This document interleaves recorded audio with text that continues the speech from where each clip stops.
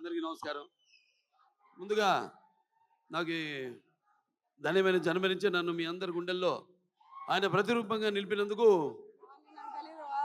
దైవాంశ సంభూతుడు, అలాగే విశ్వానికే నట విశ్వరూపం ఎలా ఉంటుందో చూపించిన కారణ జన్ముడు, నా తండ్రి, నా గురువు, నా దైవం నందమూరి తారక రామారావు, విశ్వవిఖ్యాత నట సార్వభౌమ నటరత్న కళాప్రపూర్ణ డాక్టర్ పద్మశ్రీ నందమూరి తారక రామారావు గారికి ఆయన 101వ ఈ జయంతి సందర్భంగా ఆయనకి ఘన నివాళులు అర్పించుకుంటూ, అలాగే ఈ యొక్క కార్యక్రమం సీతాల ఎంటర్టైన్మెంట్స్, అలాగే శ్రీకర్ స్టూడియోస్, దాని తర్వాత 14 ఫార్చ్యూన్ 4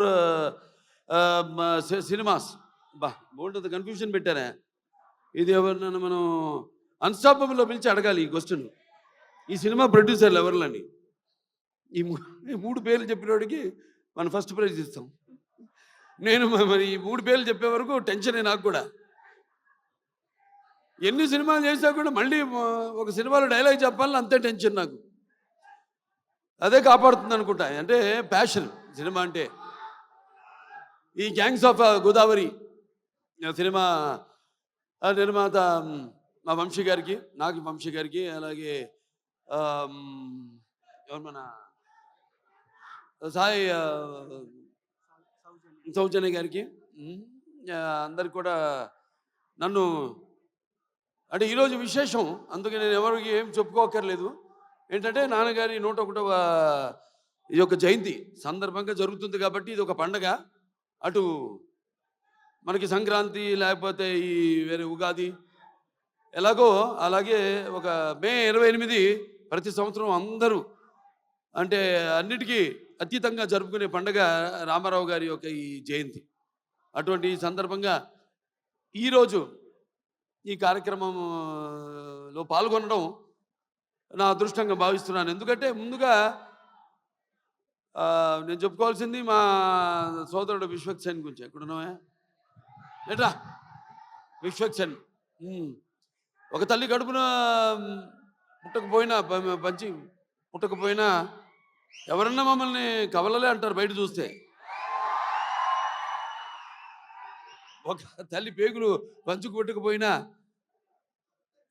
పైగా మంచి ఎరుపు చొక్క, ఇవాళ మంగళవారం, మంచి కుజుడికి ఇష్టమైన రంగు. నువ్వేమో అమ్మవారికి అంటావు, అమ్మవారికి కూడా మంచి రంగు. సరే, అటువంటిది చాలా కొంతమందిని నేను చాలా సన్నిహితంగా ఉంటాను ఇండస్ట్రీలో. ఒకటేమో సన్నిహితం ఉంటే అదే మాకు టైం దొరకదు. అతను ఎప్పుడు వర్కహాలిక్, ఎప్పుడు వార్ ఫుట్టింగ్లో ఉంటాడనమాట మనిషి. అంటే నాతో పోటీ పడుతుంటాడు వయసులో. అయినా నేను చిన్నవాడిని అతనికంటే. నా అన్న అటువంటిది. మరి తన ఒక ప్యాషను, సినిమా అంటే ఒక ప్యాషను. చూసాం జర్నీ అతనిది. మొదటి సినిమా నుంచి కూడా ఒక్కొక్క సినిమాకి నేను అదే ప్రయత్నిస్తుంటాను. అదే మా ఇద్దరిలో ఉన్న ఎక్కువ స్వారూప్యం. అంటే ఏదో కొత్తదనం ఇవ్వాలి అని మనం మొదటి సినిమా నుంచి కూడా జర్నీ చూసాం. సినిమాకి తేడా, సినిమా పాత్రకి, అలాగే వెనకాల నేపథ్యాలకి తేడా. సో అది నాకు ఒకటి నచ్చింది అతనిలో. ఉడుకు రక్తం, ఆ దూకుడుతనం, అది ఏదైతే నాలో ఉందో. అలాగే సరే, మిగతా ఈ సినిమా టైటిల్ చాలా విచిత్రంగా ఉంది. అది గ్యాంగ్స్ ఆఫ్ గోదావరి అంది. అంటే నాకు తెలియదు గ్యాంగ్స్ ఆఫ్ గోదావరి ఇది అంటే. అందరు కూడా అలాగే ఉండాలి ప్రతి సినిమా కూడా. ఇప్పుడు గుప్పిడిప్పితే ఏముంది, ఏమి లేదు. ఆ ఎగ్జైట్మెంట్, సినిమా విడుదలయ్యి మనం మొదటి రోజు థియేటర్కి వెళ్ళి చూస్తున్నప్పుడు సినిమా మనం పొందే ఆ యొక్క ఎగ్జైట్మెంట్ కనిపిస్తుంది సినిమా టైటిల్లో, గ్యాంగ్స్ ఆఫ్ గోదావరిలో. ఎందుకంటే నేను చాలా సినిమాలు నేను చేసిన సినిమాలు అక్కడ అటు ఉభయ గోదావరి జిల్లాలో. అంటే గోదావరి అటు ఉంటుంది, ఇటు ఉంటుంది. అప్పుడు మేము పూడిపల్లి పోయేవాళ్ళం. ఇటు వెళ్తేనేమో వెస్ట్ గోదావరి నుంచి అటేది కొవ్వూరు, దొమ్మేరు, అటు నుంచి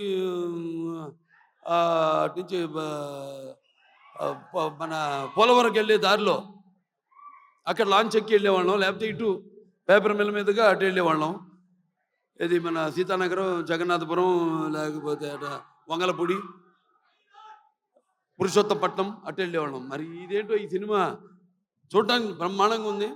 సినిమాల్లో గోదావరి అందాలతో పాటు మరి చూడటానికి ఎంతో ఎమోషనల్గా మంచి కిక్ ఇచ్చే సినిమాలా ఉంది. డెఫినెట్గా బాగుంటుంది సినిమా. ఎందుకంటే ఇద్దరు కలయిక, ఒకటేమో నిర్మాత, అలాగే మా సోదరుడు విశ్వక్సేన్. కొత్తతనం ఇప్పుడు ఇవ్వాలి, అది మా నాన్న దగ్గర నుంచి నేను కూడా నేర్చుకుంది. ఎప్పుడు మనం ముందే ఇవ్వాలి, ఎప్పుడు మనం ఇస్తే తప్పకుండా ప్రేక్షకులు ఆదరిస్తారు, అది కనిపిస్తుంది. అలాగే మా దర్శకుడు కృష్ణ చైతన్య, బాబా దీర్ఘాష్మణుడు, ఈయన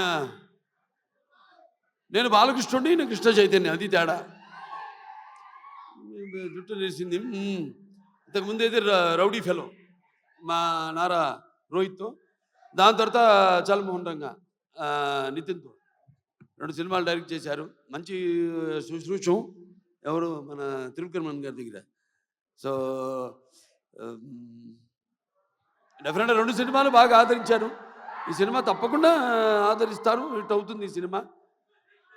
అలాగే ఇక మా ఇద్దరు బొమ్మలు ఉన్నారు ఇక్కడ, నారి నారి నడుము మురారి, డ్రామా आप इधर बताओ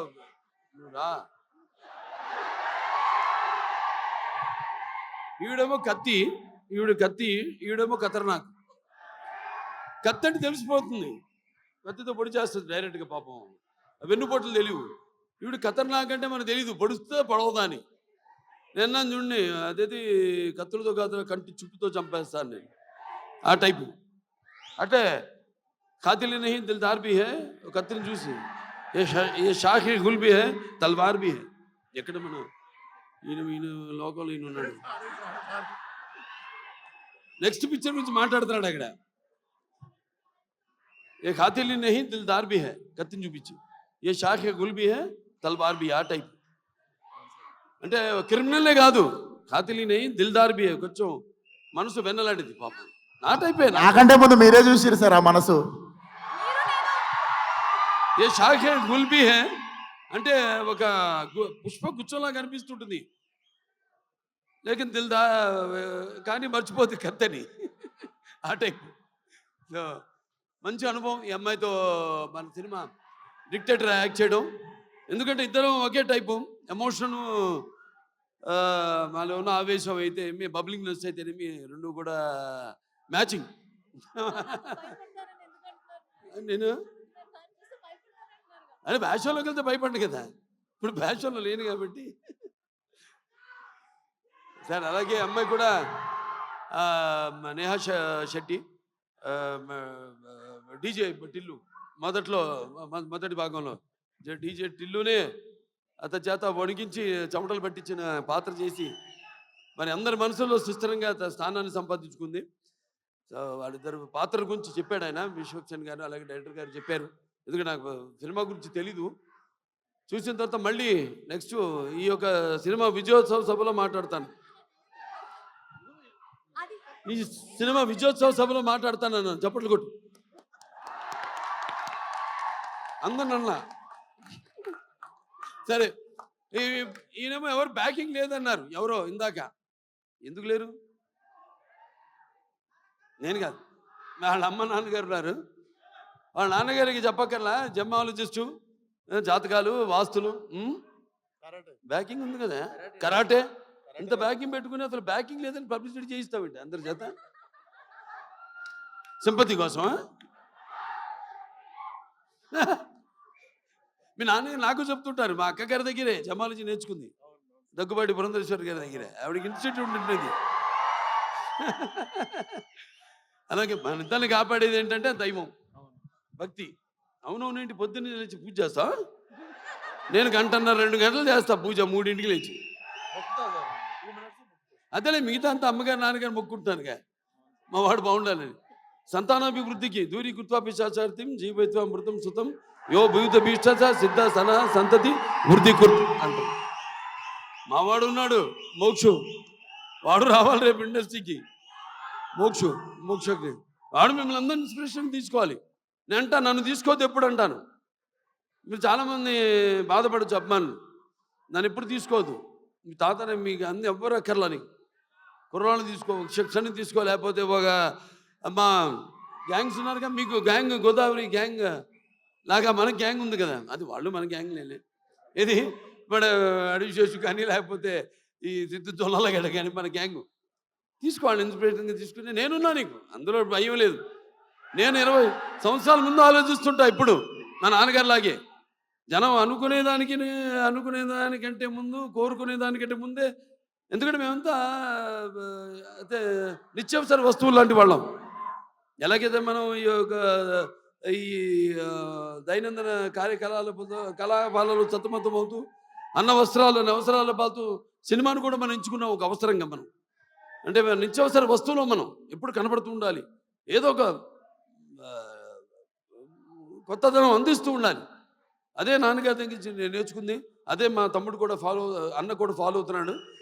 అదే మా ఇంకో చిన్న ఉన్నాడు మోక్షు, రేపు అతను కూడా ఫాలో అవుతాడు అతను అని.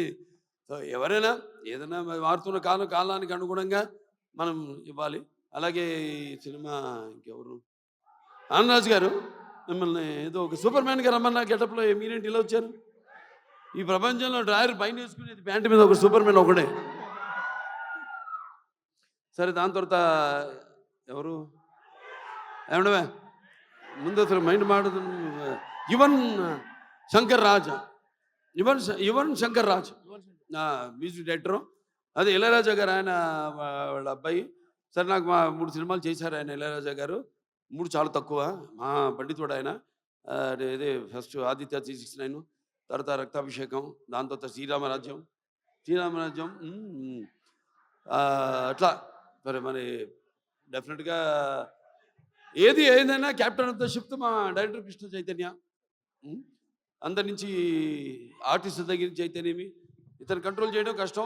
ఎంతవరకు తీసుకోవాలో, ఎంతవరకు కంట్రోల్ చేయాలో తెలిసిన క్యాప్టెన్ ఆఫ్ ద షిప్. అంటే ఏటువాలుగా ముత్యాలు దొరుకుతుంటే చూడడానికి ఎంత అందంగా ఉంటాయో, అలాగే ఆర్టిస్ట్ నుంచి వాళ్ళ హావభావాలు రాబట్టుకునే సత్తా ఉండేది మన దర్శకుడి దగ్గరే.